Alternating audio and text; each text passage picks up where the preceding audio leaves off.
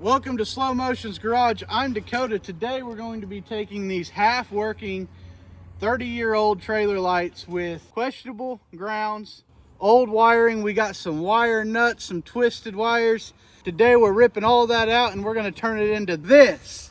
Functional tail lights, all LED, marker lights down the side, all wired into a 7-way junction box. That way every connection terminates there. Everything's clean. Future upgrades, the sky's the limit. No splicing wires even for future upgrades.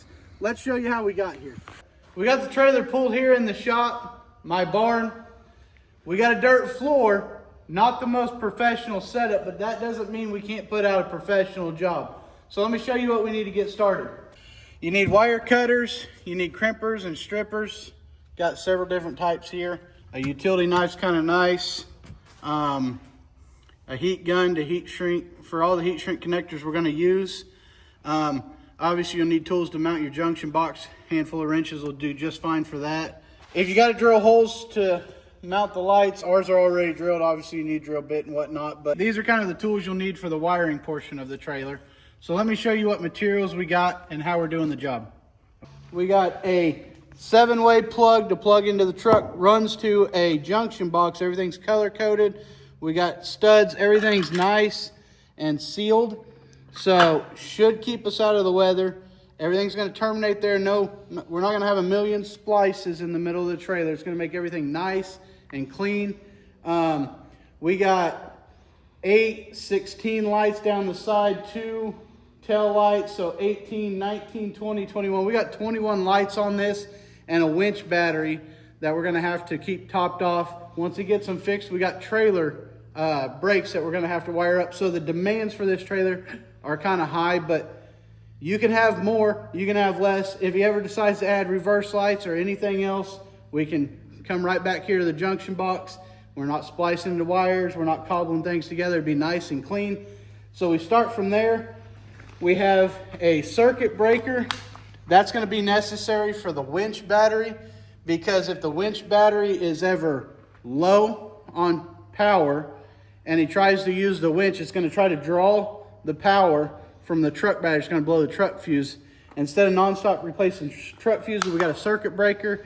Anytime the battery is lower on charge and it tries to pull power from the truck, it's going to trip the circuit breaker. He can use the winch as needed, and then 20, 30, 40 second delay, the circuit breaker will reset. It'll start trickle charging that battery again. Obviously you're going to need wiring, different wiring needs for different things. We got heat shrink, we got zip ties, we got heat shrink butt connectors, we got heat shrink terminals. They don't necessarily have to be heat shrink, but I like them. Those terminals obviously are going to be for connecting back to our junction box. And of course you need your lights. There is a million different options. Again, I got Amazon affiliate links for everything we got. We got our tail lights. We're going to upgrade to LEDs, no more incandescent bulbs. And like I said, what you need is going to vary depending on what you want. This is kind of what we have for this install. Other things that you could need are grommets for any kind of time you have to come through a penetration in the frame at any point in time. You don't want that metal rubbing on your wire, so grommets are nice to have. Had to go get this. Split wire loom is also nice to use in places where it might chafe. You're not necessarily going, through the frame in some place, but maybe you're laying up against it, you're zip tied in place. A piece of wire loom can keep that wire from chafing. The idea here is for it to be clean, manageable, easily upgradable in the future, and last a lifetime. We don't want to redo this every 6 months. We don't want to be on the side of the road, and we don't want to be rear-ended because our lights ain't working. So we're going to rip out all the old, no sense in trying to salvage half-broken circuits, mysterious splices from 3 owners ago, wire nuts. Chances are it's all corroded anyway. Let's get the wiring up to the trailer standard. New floor, fresh paint, winch freshly mounted. Let's get him some new wiring so he can get another 30 years out of this trailer. All right, we got all the old junk ripped out. Now we'll get all the new lights wired in. 7/16 wrench, what held that on? Anyway, if you're real particular like me, you probably can't see this on camera, but they're actually labeled which position should be the top. Most lights are. If they came with instructions, follow the instructions. They're there for a reason. For example, these lights right here, they got a groove for the wiring to go when you mount them. If you don't put the wiring in there, you run the risk of pinching a wire, and if it's a power wire, you're going to short out your trailer. You're going to blow fuses in your truck. So stuff like that, just pay attention to when you're mounting it. So we're going to get all these lights mounted, and we'll get to the next step.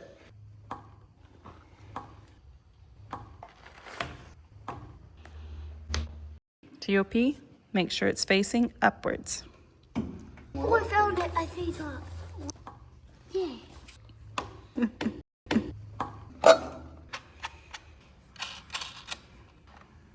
Good job.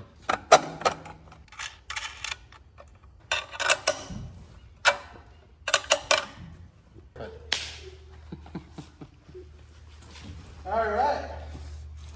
I think we're done for the day. Luckily for me, we got saved by the bell, the dinner bell. It's dinner time.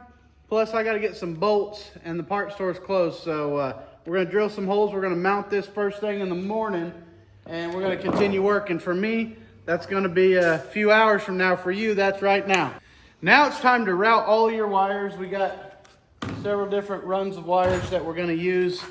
Remember all that old wiring that we ripped out, that nasty mess of stuff? That kind of wiring is going to give you gremlins down the road. And you're already this far in. Let's do it. Let's do it right. So what we're going to do, we're going to start at the junction box. That's going to be our central kind of connection for everything. So everything's going to try to terminate at the junction box. What I like to do, just plan your routing. There's a million different ways to do it. There's a million different trailers. There's no right or wrong way. The biggest thing is route things. Anytime you're passing through metal, use grommets. Anytime there's a place that your wiring might chafe, use yourself some split loom, so you don't have to worry about rubbing through wires. So what I like to do is run all of my grounds from every light back to the junction box, and then I'll ground the junction box to the frame, because some people's tow vehicle only grounds through the trailer ball. They don't have their ground hooked up at the plug. They should, but they don't, so that way the grounds still function. So what I like to do is, I got 3 wires in this roll, is I'll run a dedicated run to the right turn signal tail light. I'll run a dedicated run to the left turn signal tail light. So that'll give me a tail light function, a turn brake function, and a ground. I do that way if all else fails, we have both tail lights.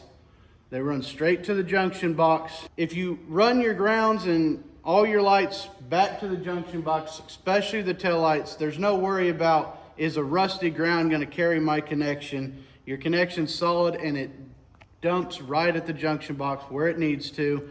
I'm not saying you can't ground to the frame. There's plenty of people that do.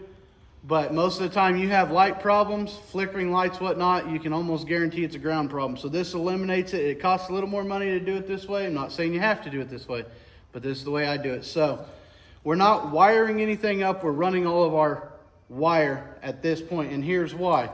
We want to get everything routed, everything buttoned up, everything mounted cleanly. We don't want to mess. And then the step after that, then we'll go through and wire everything up. So we kind of just want to do everything in steps. So this step is just routing all the wires. They'll terminate at the junction box. We'll give ourselves a little extra wire to play with. It'll just go through the junction box and kind of dump. We'll give ourselves a little extra at the end, and then we'll get to the step of wiring everything up. So, all right, I don't know how much you can see or hear. I know I got my fan running. I'm trying to dry this dirt floor, but hey, making do with what we got, you know? So this is what I was talking about. So we got a spot where we're running through. He's got all these washers welded to it to run the wire. It's kind of nice. The other washers, I probably should have put a grommet on, probably, but we got this outer sheathing and I didn't. But this, I don't have any grommets the right size, and I got to get this knocked out today. Not a great excuse, but it's the excuse I'm using. Anyway, we got this split loom because it's making a turn, so it's going to be putting pressure on it, and then it's touching that angle iron and that mount. So that's a really good spot for this to chafe. and rub through the wire. So we got the split loom on it. We'll end up pulling this back a little bit, kind of like that, and putting a mount on it in some way, shape, or form, just to give us kind of a little bit of a service loop, but also make sure it doesn't just have really hard pressure up against that. So when we're running wires, that's kind of the stuff we're looking at. I don't know if you can see it from here. There's our junction box. That's going to get tightened up once everything's kind of finished mounting, but we got the wire routed all the way to that tail light, and so we're routing this one to the other tail light, and then we can start running our wire for all of our marker lights down the side. All right, so we got all the wires ran where they need to go. We're going to start wiring stuff up. I like to start kind of at the back and work my way forward to the junction box. On these chicken lights down the side, we'll probably start at the junction box and work our way back, but we're gonna get the two tail lights wired up, show you how we do that, tips and tricks. And once they're fully buttoned up, we'll get them buttoned up at the junction box, and then we'll start on these chicken lights, these marker lights all the way down the side. Always read your instructions. There are standards for light coloring, but sometimes the standards aren't always followed. So like here, we got the left tail light, and it's telling us white is our ground, which is the standard color. It's telling us brown is the running light, which is also standard, and yellow is the turning braking function. So this is pretty standard. Now the wire that we ran is black, yellow, and red. So what we're going to do is we're going to make black our ground, so black's going to tie into white. We're going to make yellow our function, so we're going to tie it into yellow here, and then we're going to make red our running light, so red's going to tie into the brown. I do like to drill a hole and put them through the frame there. The customer doesn't want us to do that, so he wants it to be easy for him to access and service. Not a huge fan of it because it does have the potential to drag, but he would have to darn near bottom out the trailer to drag. So what we're going to do is we're going to wire loom it when we're done. We're going to use these heat shrink butt connectors to make every connection. Some heat shrink over the wire. Make all of our connections and then slide it and heat shrink all of them together. So I try to stagger my cuts so we don't just have a ball of connectors together. They're still overlapping a little bit. You could stagger them more than that. Just a little tip there. Anytime you crimp, if you tug hard enough, you can almost always pull them out. But anytime you give it a crimp, give it a good tug. If it's going to pull out, I'd rather it pull out now and redo it now than, you know, on the side of the road. Yellow to yellow work on this side. I don't remember what the turn signal brake light function is on the other side. I think it's green, so we'll go yellow to green on the other side. Okay, we got everything together, crimped. Got our heat shrink here. We're gonna take our heat gun, we're gonna shrink it all, put that on, shrink it, put our wire loom on it.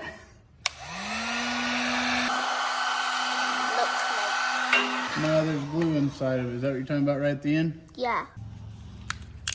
I have to get more of this. I'm getting pretty low. Call it split loom. Pretty obvious. It's wire loom. It's split in the middle so you can actually get it around the wire. We'll do the next one. We got the left light coming in. We got the right light coming in. Everything's mounted, stripped, running to its terminals. Not the cleanest setup. We're definitely going to work on getting it cleaner. I'm not a huge fan of how tight they got this on the pre-wired box. I might start just buying the boxes and the 7 wire separate and run them in myself, because, you know, like these are the runs we got, and they're, you know, a little bit cleaner in the way that they're kind of running in 90 down. Theirs are kind of all over the place, but either way, it's there. It'll work. We got a nice little loop here in case we got to service stuff in the future. We got a little bit of a loop on this wire When we get done, we're going to tighten all this stuff up and clamp it all down. We got the marker lights to do next, all the marker lights down the side. We're going to daisy chain all them together. I'm going to show you how to daisy chain those lights out from under this trailer because there's not a lot of room to work, especially for a bigger guy like me. And then I'm just going to get the daisy chain done and wire them all up, show you the finished product. So let's get out from under this trailer and show you how to daisy chain lights together. All right, so you don't have to be under there in the muddy dirt with me finishing this up. I'm going to show you how we daisy chain these lights together down the side, and then we'll jump off the back corner to catch the next one. I'm going to give you a demonstration. So we got our power and our ground. That'll connect to the junction box with terminals. It'll run all the way to the first light. Power and ground will hook up to the first light, and then we'll run a jumper wire. So there'll be 3 wires in each connection, and we'll run to the second light. Again, 3 wires in each connection. The jumper wire, this light, and then the jumper wire that goes to the next light, and on and on and on until we terminate at the last light, which will only have 2 connections. And just to demonstrate, we got a little battery here. If we give a power and a ground, lights, power and a ground, and they work just fine. No flickering, no nothing. Good solid connections to prove it. Camera woman, pull. There you go. She was starting to tear it, but you're not going to see forces like that bumping up and down the road. So I'm going to get under there, I'm going to get that banged out, and then we'll show you the finished product.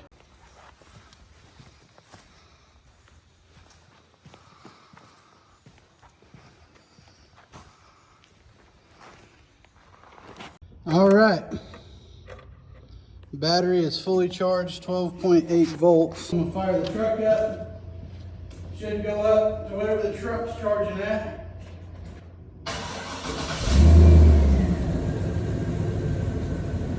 Now that the truck's charging, see what the truck's charging at. 13.1, probably about right. Definitely not a way to fast charge your batteries, but it's a trickle charger to keep your batteries topped off. Just run from the hot on the 12 volt to a circuit breaker to your battery, 13.1. And when you go to use your winch, it'll trip this circuit breaker to keep from blowing the fuse on the truck side, and it'll auto reset and then start trickle charging your battery again. All right, I told you I was going to show you the finished product. I'm going to crawl under here and show you how we daisy chain these lights together. It's a little dirty, but it's cleaner in the shop, so I'm going to do it for you. Hold on, let me get under here. All right, so here we go. We got our power and ground coming in from the junction box. What I do is I take this light, because they're close enough together, smash them together, run them this way, and then I take the power coming from the junction box, and then I take the power that's going to go to the next group of lights and ground. So we got 4 groups of wires here, 2 lights, power in, power out, ground out. And I run them all like this, put a zip tie at the base so they're clean. Then I crimp them all together, and then I fold them over and zip tie them. So all you gotta do is cut this zip tie, and you still got a big, beautiful, serviceable base. So if you're ever changing a light or whatever, then we obviously go up over the frame. I got wire loom there, split loom, just to keep it safe. Do the same thing at the next one. 4 wires, 4 wires, 4 wires on down. This right here is for the left turn signal tail, and then I got one for the right turn signal tail. There is the finished junction box right there. We got left turn signal tail light, and then this loops around to catch the right turn signal tail light.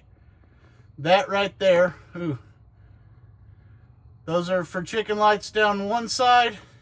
And then I'm not finished with this. I got to get some mounts. We don't have trailer brakes wired up. He's got to put hardware on there, but we do have the junction box. So once he gets the hardware done, we can wire the trailer brakes up. We can wire a breakaway controller and we can wire all that up and have that dialed. So here's our finished product. 1, 2, 3, 4, 5, 6, 7 right there in front of the fender. 8 marker lights, 1 behind the fender. We got our tail / turn signals. It's got a side marker on it too to satisfy. We need a red at the rear, so that's satisfied. LEDs are bright. We got our 3 clearance lights right here along the back. Obviously we got another turn here, red marker. I'm Dakota. You can call me Slow Motion. If you like this, want future tips, tricks, if you want to tell me I did it wrong, let me know down in the comments. Subscribe if you want to see more. Like I said, I'm Dakota. You can call me Slow Motion, and those are cows.